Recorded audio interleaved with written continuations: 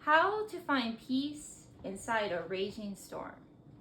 This is a question that I had for myself a few years ago, and it is a description of racing thoughts, this overwhelming feeling like you're in this internal storm. And this is what I like to use to describe anxiety. Now, one of my favorites, it's an eternal storm, and I found that it is a storm of thoughts and feelings, as Beth Rush put for anxiety resources. So anxiety is something I have personally dealt with, and I know many people do. And today I want to talk a little bit about what anxiety is, my own personal journey with anxiety, and share about some things to help with anxiety. Starting with anxiety, it is one of the most common mental health conditions for people, and I found that it affects about a third of adults and teens at some point in their lifetime. And it is the most commonly diagnosed mental illness, actually, according to molecular psychiatry. It can come in different forms. As I was doing my research, I found that there's obviously generalized anxiety, which is the persisting issues of anxiety.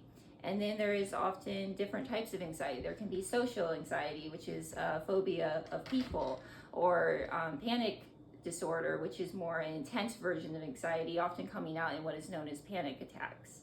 And then there can be other ones like obsessive compulsive disorder. Some of these symptoms that come with anxiety can be, first of all, that is a condition of fears and worries persisting.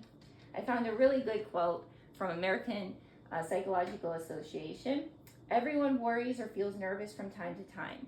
Anxiety is a normal human reaction to stressful situations. But for people with anxiety disorders, those fears and worries aren't temporary. Their anxiety persists and can even get worse over time. Now, while anxiety affects you mentally, it can even also affect you physically. There can even be symptoms of dizziness, rapid heartbeat, or shortness of breath, according to Medline Plus. And then one of the biggest physical side effects that can happen with anxiety is what is known as the fight or flight mode. Now, this is connected to our sympathetic nervous system. And when you're in this fight or flight mode, it kind of feels like you're readying yourself for survival, as one of the sources I found said. Was from Chomsky, and he said, when we feel anxious, our body goes into fight or flight. It readies itself for survival. Now, with anxiety, one of the most unique things about it is that currently the exact cause of anxiety is unknown. And that can be sometimes rather frustrating for people with anxiety, myself included. However, there is a lot of research, and currently the research shows that it could be genetics, brain biology, chemistry, stress, and even the environment may play a role. And in recent times, what is interesting, even the COVID-19 pandemic, especially amongst adolescents and young adults, has been known to increase anxiety. So that would be an example of a crisis moment affecting culturally people with anxiety. Now, the positive thing about anxiety is that it is very treatable, and there are a lot of ways to go about that. I have a few things here. I have about medications and therapy, which is the more traditional route of dealing with anxiety under the guidance of medical health and mental health professionals. One of the notable therapies people often use is cognitive behavior therapy, which teaches you different ways of thinking and behaving. And then there's different forms of therapy. One interesting one I found was acceptance and commitment therapy, which is a more mindfulness and goal-oriented therapy. And then, of course, with medications, many people find that's helpful. For example, it could be like antidepressants, mood stabilizers, of course, with the guidance of medical health professionals. Then there's the more art forms.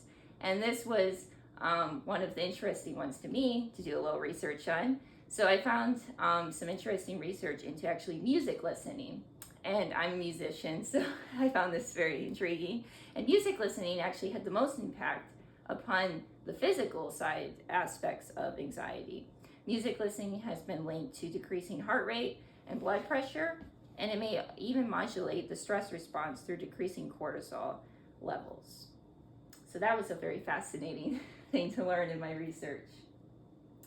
Then one of the biggest ones in the mindfulness practices, there is of course things like doing breathing, or for maybe religious people even prayer and like meditation. That's an important aspect.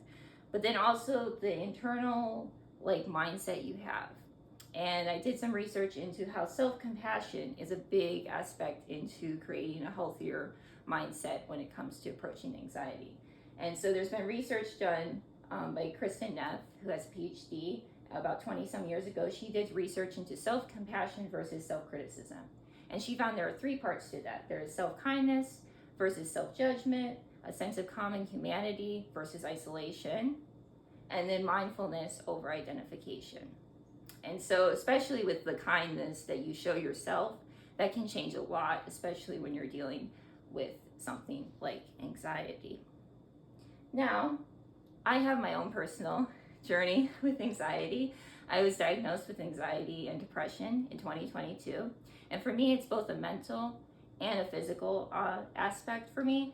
The physical side, and some of the reasons, is because I actually deal with long COVID from getting COVID 5 years ago, and so deal with chronic illness.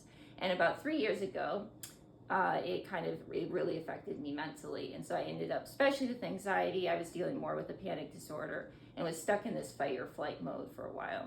Unfortunately for me, medication did not help. I was one of those rare people that had unfortunately allergic reaction.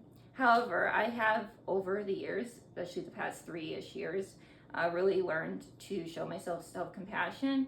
I've learned a lot how to use coping strategies like the music listening, since I am a musician, and then the mindfulness practices. Prayer is a helpful thing for me as well. And then the biggest one I have learned about is called the power of acceptance. Now, this is a quote from one of my favorite poets. In acceptance lies peace.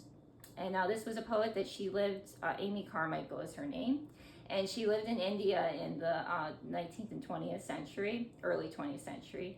And she was a missionary, but she unfortunately suffered an accident in her later life and was paralyzed for the last 20 years of her life and spent a lot of time bedridden. But there she wrote a lot of her literature, even in the storm of probably anxiety and depression. And so that's one of my favorite quotes from her: in acceptance lies peace. And for me, it's like learning the difference of either fighting against anxiety or fighting alongside of it. And that brings me, it's a big change in finding peace in the midst of the storm of anxiety. So the biggest thing I want to end with is that you are not alone. I'm not alone. Many people deal with anxiety disorders, and there are different types of help. However, it's very important to figure out what works for you, and some of the things I've worked for myself, like music listening and mindfulness. And I found that it's even possible to find peace in the midst of a storm of anxiety. So I want to end with, I am a religious person, so I want to end with one of my favorite scriptures from Psalm 94. When I said, my foot has slipped, your love, Lord, sustained me. When anxiety was great within me, your comfort brought joy to my soul. So I hope that anyone that deals with anxiety may find peace even in the storm. Thank you.